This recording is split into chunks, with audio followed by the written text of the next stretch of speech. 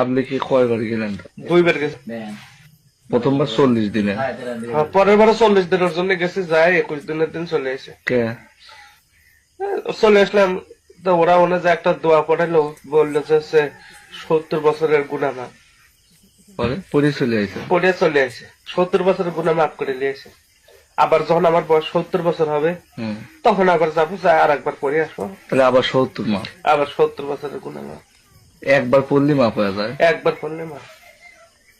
হ্যাঁ হ্যাঁ, হাদিসে লেখা আছে। তারপরে হুজুররাও বলে একবার পড়বে 70 বছরের গুনাহ মাফ হয়ে যাবে। আবার সুবহানাল্লাহ আমল আমল আমল। আবার সুবহানাল্লাহ একবার বললে 70টা করে হচ্ছে ইয়া দেয়, জান্নাতে গাছ লাগাবে।